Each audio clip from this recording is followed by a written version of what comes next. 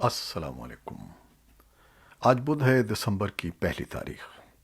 پاکستان میں اس وقت شام کے 7، بھارت میں 7:30، اور یہاں ہمارے اسٹوڈیوز کی گھڑیوں میں صبح کے 9 بجے ہیں۔ وائس آف امریکہ واشنگٹن کی اردو سروس سے میں ہوں خالد حمید، خبروں کے ایک بلیٹن کے ساتھ۔ افغانستان میں حکمران طالبان اور امریکہ کے درمیان 2 روزہ میٹنگز منگل کے روز قطر میں مکمل ہو گئی ہیں۔ طالبان کا کہنا ہے کہ ان کے وفد نے امریکی عہدیداروں پر زور دیا ہے کہ وہ منجمد افغان سرکاری اثاثے واگزار کر دیں اور تعزیریں ختم کر دیں۔ یہ بات چیت ایسے وقت میں ہوئی ہے جب امدادی تنظیمیں اور احتیاط دینے والے بین الاقوامی ممالک افغانستان کے لیے مالی امداد میں اضافے کی اپیلیں کر رہے ہیں، جبکہ اقوام متحدہ کا کہنا ہے کہ اس موسم سرما میں افغانستان میں نصف سے زیادہ آبادی کو بھوک کا سامنا ہوگا۔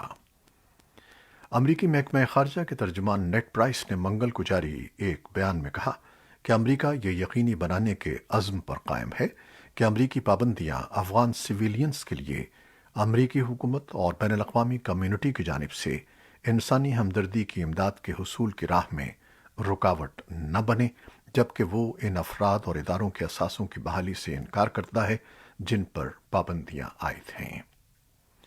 افغانستان کے لیے امریکہ کے خصوصی نمائندے تھامس ویسٹ نے کہا ہے کہ طالبان اس بات سے آگاہ ہیں کہ امریکہ کو افغان نیشنل سیکیورٹی فورس کے سابق ارکان کی انتقامی طور پر ہلاکتوں اور جبری گمشدگیوں کی رپورٹ پر تشویش ہے۔ دوحہ میں طالبان کے ساتھ 2 روزہ مذاکرات کے بعد انہوں نے ٹویٹ کیا کہ ہم طالبان پر زور دے چکے ہیں کہ وہ یہ یقینی بنائے کہ معافی کا ان کا وعدہ ان کے تمام رینکس میں قائم رکھا جائے گا اور قصورواروں کو ذمہ دار ٹھہرایا جائے گا۔ طالبان عہدیداروں نے انسانی حقوق کی نگراں ہیومن رائٹس واچ کی اس رپورٹ کو مسترد کر دیا ہے کہ افغانستان کے 4 صوبوں میں پچھلے 4 ماہ میں پولیس اور انٹیلیجنس کے 100 سے زیادہ افسران کو یا تو مار دیا گیا ہے یا جبری طور پر غائب کر دیا گیا ہے۔ ان کا کہنا ہے کہ یہ رپورٹ گروپ کے خلاف ایک پروپیگنڈا مہم کا حصہ ہے۔ طالبان حکومت کے نائب ترجمان بلال کریمی نے وائس آف امریکہ کو بتایا کہ 20 کے قریب سابق سیکیورٹی افسران کو ذاتی انعام میں ہلاک کیا گیا ہے، جبکہ تمام سابق سیکیورٹی عہدیداروں کو عام معافی دے دی گئی ہے۔ ان کا کہنا تھا کہ ذاتی طور پر اقدام کرنے والوں کے خلاف کارروائی کی جائے گی۔ انہوں نے کہا کہ ایک کمیشن کام کر رہا ہے جو طالبان کا نام غلط طور پر استعمال کرنے والوں کو برطرف کرے گا، اور ابھی تک سینکڑوں مسلح افراد کو طالبان کی صفوں سے نکال دیا گیا ہے۔ ادھر وزارت خارجہ کے ترجمان عبد القہار بلخی نے بتایا کہ طالبان کے قائم مقام وزیر خارجہ امیر خان متقی نے منگل کے روز دوحہ میں جاپان کے سفیر سے ملاقات کی اور اقتصادی اور انسانی صورتحال اور جاپان کے اقتصادی تعاون پر بات کی۔ افغانستان میں جرمن نامزد وزیر خارجہ مارکس پورٹسل نے ایک ٹویٹ میں بتایا کہ انہوں نے امیر خان متقی سے ملاقات کی اور جرمن امداد اور دوسرے امور پر گفتگو کی۔ طالبان وزارت خارجہ کے ترجمان عبد القہار بلخی نے یہ بھی بتایا کہ سعودی عرب نے افغان شہریوں کے لیے قونصلر سروس بحال کر دی ہے اور منگل کے روز اپنا 14 رکنی سفارتی عملہ واپس کابل بھیج دیا ہے، جس نے کام شروع کر دیا ہے۔ طالبان عہدیداروں نے بتایا ہے کہ ہمسائے ممالک نے انہیں یقین دلایا ہے کہ وہ اس کے باوجود کہ افغانستان نے 4 ماہ سے بجلی کے ان کے بلوں کی ادائیگی نہیں کی ہے، وہ ملک کی بجلی منقطع نہیں کریں گے۔ افغانستان میں بجلی کی کمپنی ڈیپس کے ترجمان نے ایک نیوز کانفرنس میں بتایا کہ کمپنی افغان عوام کو بتانا چاہتی ہے کہ برشنا کمپنی ہمسائے ممالک سے رابطے میں ہے۔ انہوں نے اس رقم کی تفصیل نہیں بتائی جو اس کمپنی کو 3 وسط ایشیائی ممالک اور ایران کو ادا کرنی ہے۔ صحت کے ماہرین کورونا وائرس کی نئی قسم اومیکرون سے متعلق اس خدشے کا اظہار کر رہے ہیں کہ ہو سکتا ہے کہ یہ قسم زیادہ تیزی سے پھیلے اور اس کے خلاف موجودہ ویکسین سے حاصل کردہ قوت مدافعت کم پڑ جائے۔ ان کا کہنا ہے کہ کورونا وائرس کی نئی قسم اومیکرون کے سامنے آنے کی وجہ کورونا وائرس کا بڑے پیمانے پر پھیلاؤ ہے۔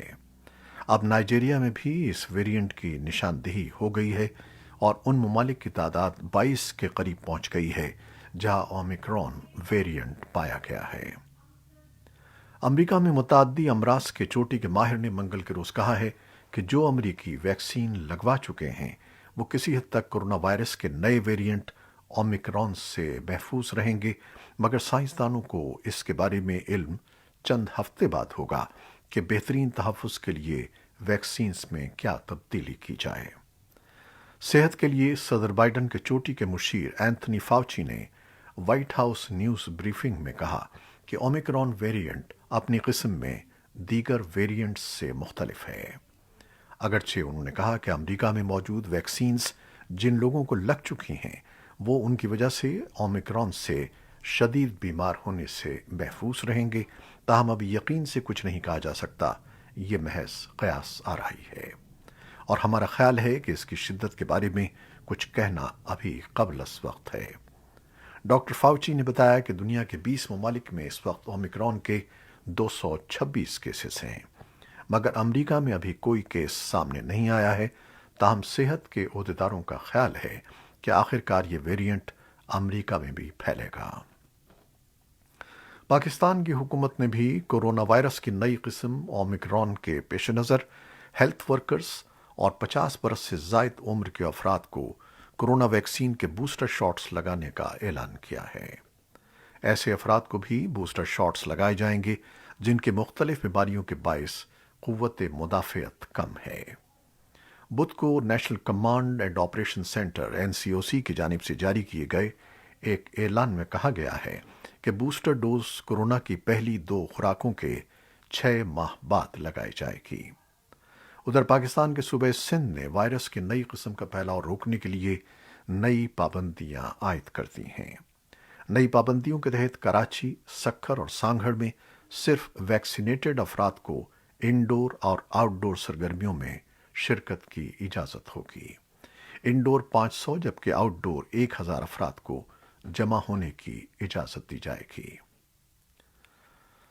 آج دنیا بھر میں ایڈز سے بچاؤ کا دن منایا جا رہا ہے۔ ایڈز اب بھی دنیا کے لیے صحت کے سنگین ترین خطرات میں سے ایک ہے۔ اگرچہ سن 2010 سے سن 2019 کے درمیان HIV انفیکشنز میں 23% کمی دیکھنے میں آئی تھی، تاہم اس کی وجہ یہی ہے کہ لوگ پہلے سے کہیں زیادہ علاج کی سہولتیں حاصل کر رہے ہیں۔ ایک اندازے کے مطابق دنیا میں 3 کروڑ 80 لاکھ افراد HIV ایڈز کا شکار ہیں۔ صحت کی عالمی تنظیموں کا اس دن عہد ہے کہ یہ یقینی بنایا جائے کہ HIV انفیکشن کا کوئی مریض علاج سے محروم نہ رہے۔ نیٹو وزرائے خارجہ کی جانب سے یوکرین کے خلاف روسی جارحیت کے مقابل یوکرین سے یکجہتی کے اظہار کے بعد امریکہ نے بدھ کے روز اس بات کی تصدیق کی ہے کہ امریکی وزیر خارجہ اینٹنی بلنکن دونوں ممالک کے وزرائے خارجہ کی ایک الگ الگ میٹنگ کا ارادہ رکھتے ہیں۔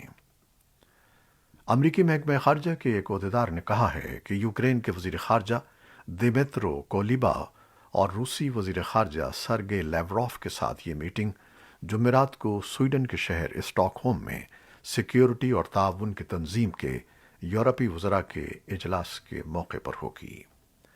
منگل کے روز روس کے صدر ولادیمیر پوتن نے ماسکو میں خبردار کیا کہ اگر نیٹو نے سرخ لکیر پار کی تو روسی فوجیں مغرب کی قیادت میں یوکرین کے فوجی ڈھانچے میں توسیع کا جواب دینے پر مجبور ہوں گی۔ پاکستان کے خیبر پختونخوا کی حکومت نے بچوں کے خلاف تشدد کے واقعات کی روک تھام کے لیے چائلڈ پروٹیکشن ترمیمی قانون کی منظوری دے دی ہے، جس میں بچوں کے خلاف زیادتی یا تشدد کے مرتکب افراد کو عوام کے سامنے لانے کی شق حذف کر دی گئی ہے۔ انسانی حقوق کی تنظیموں نے مذکورہ بل پر تحفظات کا اظہار کیا ہے۔ صوبائی وزیر کامران بنگش کے بقول بچوں کے خلاف جنسی جرائم میں اضافے کے پیش نظر اسپیکر صوبائی اسمبلی کی سربراہی میں خصوصی کمیٹی نے یہ ترامیم تجویز کی تھیں، جس پر مزید غور کے لیے کابینہ کمیٹی تشکیل دی گئی ہے۔ امریکی ریاست میشیگن کے ایک ہائی اسکول میں فائرنگ کے واقعے میں 3 طلبہ ہلاک اور 8 دیگر افراد زخمی ہو گئے، جن میں ایک ٹیچر بھی شامل ہیں۔ ऑकलैंड काउंटी के अंडर शेरिफ माइक मैकेबे ने एक न्यूज़ कॉन्फ्रेंस में बताया कि एक 15 साला तालिब इल्म ने ऑक्सफोर्ड हाई स्कूल में फायर खोल दिया। ताहम मंगल की दोपहर उसके इस हमले का मकसद अभी मालूम नहीं हो सका। ऑक्सफोर्ड टाउनशिप में कोई 22,000 अफराद की आबादी है और ये डिट्रॉइट से 48 किलोमीटर शिमाल में वाक़ है। हुक्काम ने इस मुश्तबा तालिब इल्म को गिरफ्तार कर लिया है और उससे हैंडगन कब्जे में ले ली है। पाकिस्तान क्रिकेट टीम के fast bowler Shaheen Shah Afridi international cricket council की टेस्ट प्लेयर रैंकिंग में पहली मर्तबा दुनिया के 5 बेहतरीन खिलाड़ियों में शामिल हो गए हैं। उन्हें ये पोजीशन बांग्लादेश के खिलाफ पहले टेस्ट में शानदार कामयाबी के बाद मिली है। शाहीन शाह आफरीदी ने पाकिस्तान और बांग्लादेश के खिलाफ खेले गए पहले टेस्ट में मजमूई तौर पर 7 विकेटें लेकर टीम की जीत में अहम किरदार अदा किया था। शाहीन शाह आफरीदी ने दोनों इनिंग्स में मजमूई तौर पर 102 रन्स देकर 7 बांग्लादेशी खिलाड़ियों को पवेलियन की राह दिखाई थी। ये थी वो खबरें जो फेसबुक लाइव पर हमने आपके लिए पेश की। हमारी वेबसाइट, यूट्यूब और पॉडकास्ट पर यह बुलेटिन आपके लिए पोस्ट कर दिया जाता है। हमारे इस बुलेटिन को शेयर करना ना भूलिएगा। खालिद हमीद आपसे इजाज़त चाहता है। अल्लाह हाफिज़।